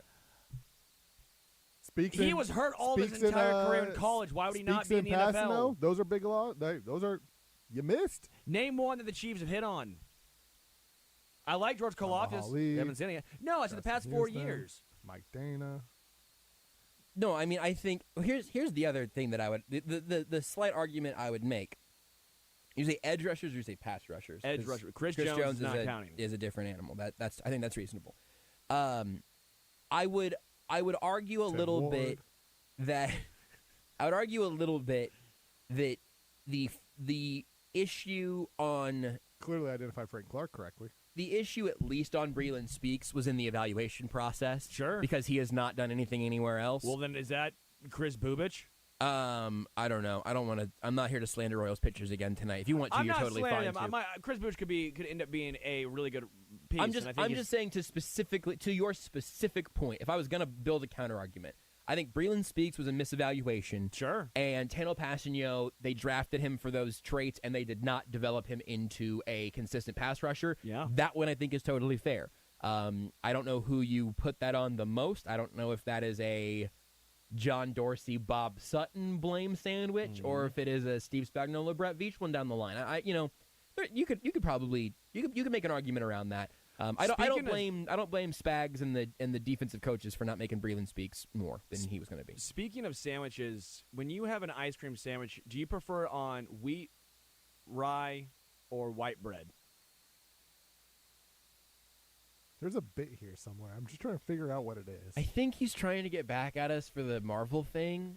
I think he's trying to gaslight us. What? It was just so shameless. I'm more of a sourdough guy. See, that's what you needed to do. You needed to put yourself out there first. I love sourdough, and here's the thing. Listen to this. You ready? I'm gonna take your bit. Your bit that was not a bit. I'm not kidding. I'm gonna turn this. You get key lime ice cream, and then you get the sourdough bread, and then it's a good sandwich because you have the sour, and then you have the kind of tart in the middle. I'm gonna take your bit, and I'm gonna turn it on its head to make it not a bit anymore.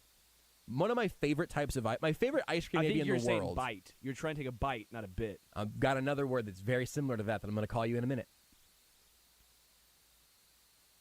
I think my favorite ice cream in the world is the Tonight Dough Ben & Jerry's. It's got like a peanut butter chocolate cookie dough, peanut butter and vanilla ice cream, regular cookie dough, like brownie cookie dough. It is dense. It is 12 billion carbohydrates, calories, grams of fat, and everything that will kill you slowly or quickly. But it's delicious. I think if you were thinking cookie dough, but you had little like chunks of sourdough in a sherbet or something, I think you can. There are 3 different types of things, and we literally talked about this on last night's show. I might have been on Times Art somewhere recently. I said in a microphone that I am still not sure how to pronounce sorbet, sherbet, and sherbet. Said that on our show. Was that on the show last night? Yes. Been a lot of microphones around me recently. Just a miracle that I'm even here. Could have also been in Times Hours. I haven't listened to the new episode yet, so we'll see. It's good when you have a lot of microphones around you and you're not in jail because typically it's one of those situations like, give us a report. Why did you do that? You know what I'm saying? When people throw a lot of microphones in your face. Sterling. Not in prison, but when you're getting questioned. I don't Like know if that microphones happens. are allowed in the interrogation room, Sterling. What? What? I was a bad joke. First one of the day. Everyone can't, before this has been a banger. Well, you can't. I would put some key lime. Can't always sherbet be 100%. on a little bit of uncrusted. If you put some 2 Uncrustables, if you got me 2 slices of sourdough bread, it's like you put the ice cream inside the Uncrustable. Listen to this. Yes, you 2 slices of sourdough bread. You kind of you peel back into that little seam on that Uncrustable. Start just shoveling some ice cream in there. Sorry, I've been peanut jelly out. No, you leave it in there, guys. Please, at some point, my mom had like a Pampered Chef gadget that would literally make Uncrustables. And worked pretty well. I've never been like afraid of crust. I'm a crustable guy. I'm good with that. I like crust, but yeah. Crust too. But I you understand the appeal of the Uncrustable. I'm more of a mantle guy myself, but yeah, I get about the crust. You more of a what? A mantle. If I could throw you in an open volcano right now, I would do it in a heartbeat. I wouldn't even think twice. I would never think about it again. I would never question if I'd done the right thing. I would know that in that moment, it was the thing I needed to do was to sacrifice you into a volcano. Where he got all crusty. Full circle. I think you should lava. I lava this segment. There we go. I can't believe this is there going was away. A gadget that you could basically turn any form of sandwich into an Uncrustable if you made that. So I'm saying bring that gadget back. Piece of sourdough, some sort of. I think you're on a good track with your bit, Sterling. Some sort of tart ice cream. Then a citrusy ice cream, another piece of sourdough, uncrust that bad boy. Key lime pie and sourdough bread. I wasn't lying to you. You weren't lying. You were doing a bit, but honestly, it wasn't funny, and it was a good idea. And so I'm just gonna play it straight because I think I want to do this now. I think sourdough is a great choice. And if you want to get crazy, you can do panini with it. You just throw it in there. You're gonna have to work very quickly. You want to get that real. You're gonna want to get the panini very, very, very, very, very hot, and then sit it in there for like a second. You're searing it. You got to treat that like a piece of fine ahi tuna. Yeah. You just want to kill off the bacteria on the outside. This is an ultra rare steak situation. You want can ultra fry rare? ice cream though, so I don't know. This last show with you, it is going extinct. Some could argue. Some would argue it just simply stinks. God. So, I really enjoyed these segments. I know. I'm honestly tearing up. I can see your eyes right now. I know that's not true. Yeah, well, they couldn't, and I wanted to actually make it feel like I will remember you. Now I actually might do. When I hear Sarah, Terry McLaurin singing. Terry McLaurin, big, incredible voice. Go ahead, sorry, continue. Back it up, Terry. I need to.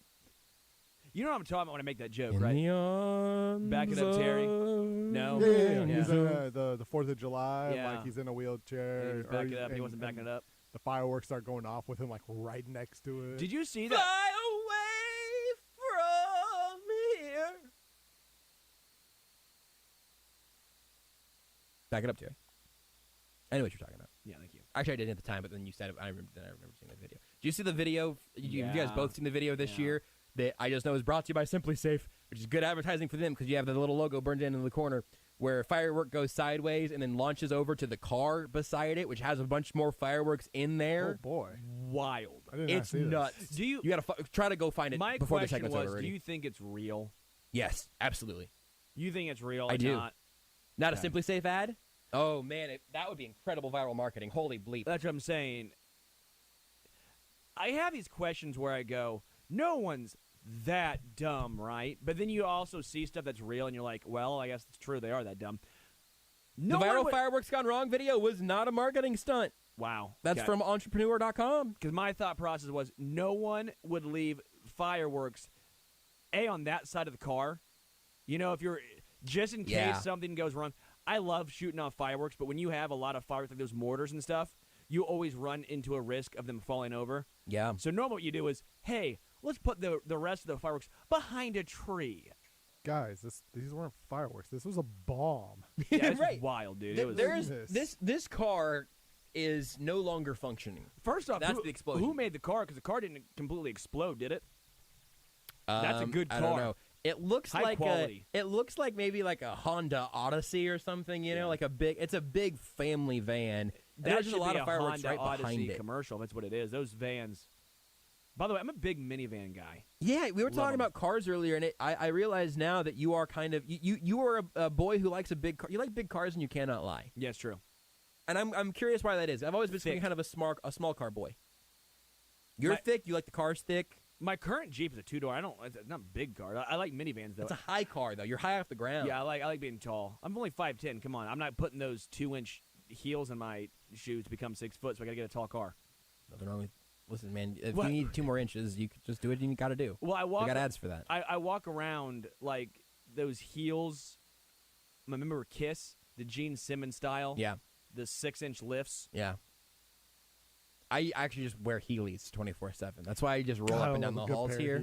I had a pair of Heelys in Me too, absolutely. middle school, high school. Middle school. Yeah. I knew how to rollerblade, but I couldn't figure out how to rock Heelys. You could get going, but then I didn't know how to stop without just completely. They are not well engineered. No, like I would get pushed over by Derrick Henry is what I would look like through the halls. I believe you really needed to rock back on them to really fully stop appropriately. Yeah, but I also forward, you would just take a tumble. You're gonna a what? A tumble. You'd tumble over. So there's a guy on TikTok who basically all he does is just crumple and tumble do mixed. kind of like stunts and wheelies. Might be the coolest guy ever. This man is smooth as can be. He can start and stop. Best of them. It's as smooth as you can imagine. Speaking of he's become being one smooth, with the Heelys. remember those little? Was it Bic? The skateboarders. Bic does lighters and pencils and stuff. Who did the skateboards? The little finger Tech decks? Tech decks. Absolutely, man. Yeah. Those slapped so hard. If you had tech decks and wheelies, Heelys, everything stones. Stop this. I'm gonna get confused. You are going to leave this and for the rest of your life believe that one of these things we talked about was the way that it is until eventually someone corrects you. I love taser scooters. It was Janice.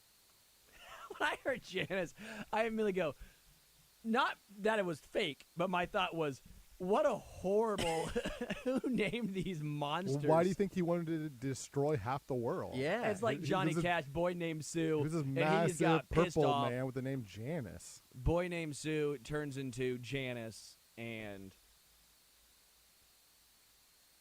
you do know about how stop it. You do know about how Captain America gets really old at the end and looks shockingly like Joe Biden. Some say it was Joe Biden. No. Did that happen? Maybe it happened. Maybe it didn't. Who can Are we talking religion next before we get out of here? Because I would love to talk money, politics, religion before our last show here together. That one was real. There is a spot in the MCU thing. If you've ever seen the GIF of Captain America saying, "No, I don't think I will," he just legit looks like Joe Biden. It's just kind of funny. That's not the That's same. not a presidential endorsement. No, but it's just like it's a legitimate thing that happened in the movie. Like you just Google it, it will pop up. There's a GIF. You'll see the GIF. He just looks like Joe Biden. That's all. Yeah. Is it a GIF?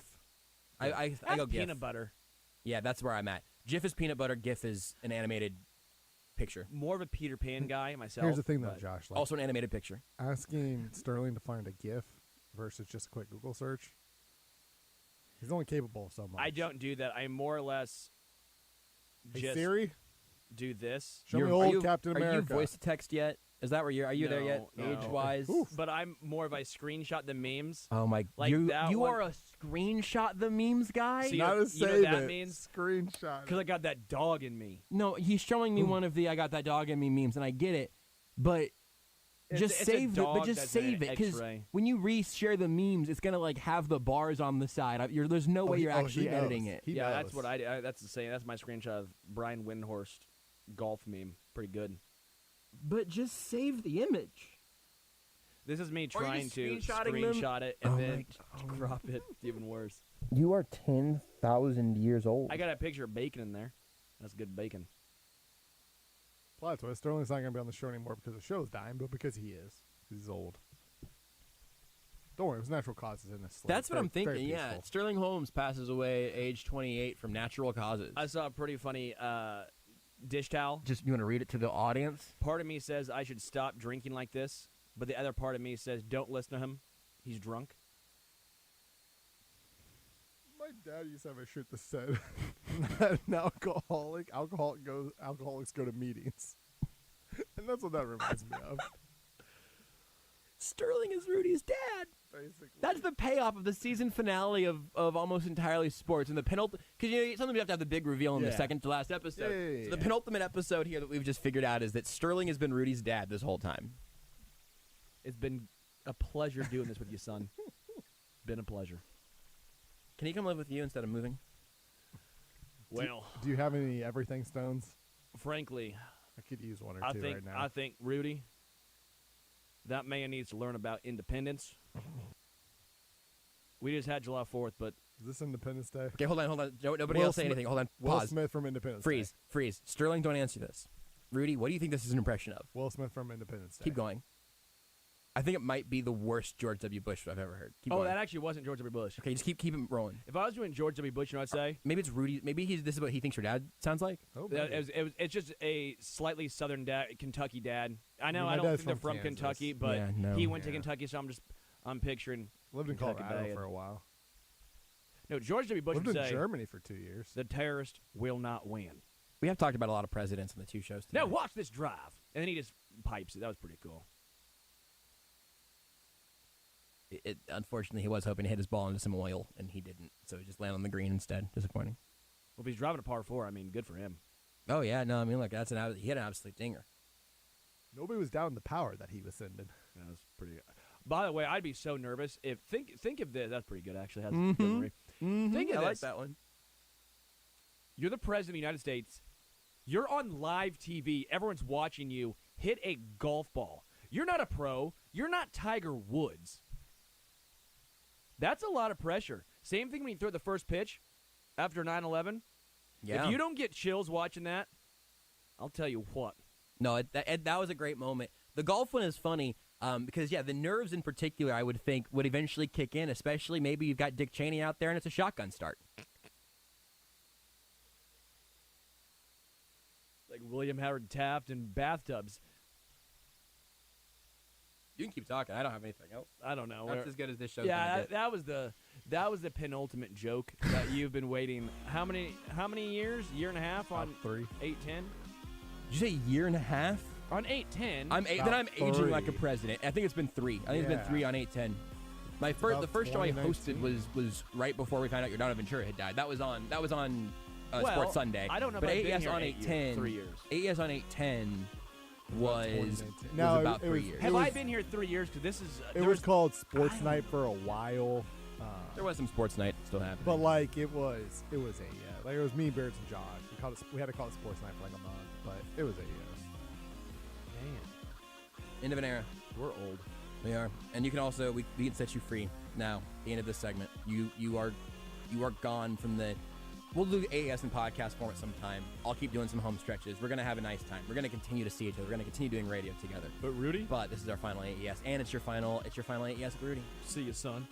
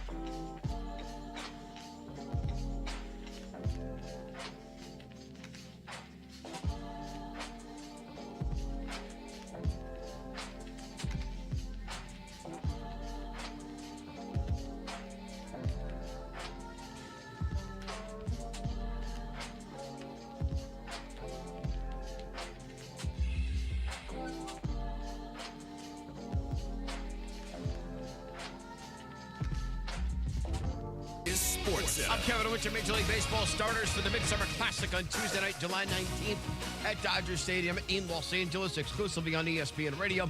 We're announced tonight in the American League. The Blue Jays, Angels, and Yankees each have 2 starters.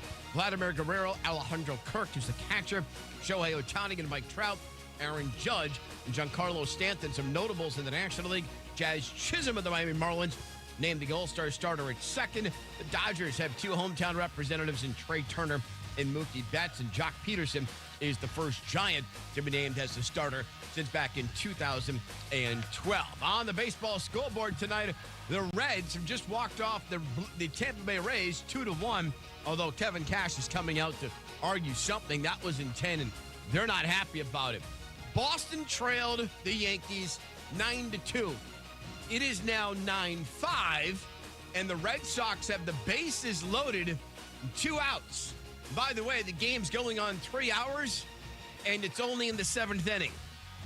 That's Red Sox-Yankees. By the way, we have 2 of them this weekend on ESPN Radio.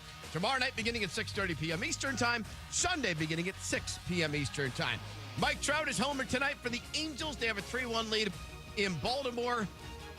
Ronald Acuna Jr. has homered as well for the Atlanta Braves. They're up 10-2 at home against Washington, and here comes the rain, and here comes the tarp. Meanwhile, the San Diego Padres have announced Jurickson Profar is going on the 7-day concussion list. He suffered the concussion in a neck strain last night in that nasty collision with shortstop C.J. Gamos. Keyshawn, J. Will, and Max. Poison pill and alienate the quarterback room. You can't repeat the same mistakes that went on in Cleveland. It's Friday with KJ and Max. It all starts at 6 Eastern on ESPN Radio and on ESPN2.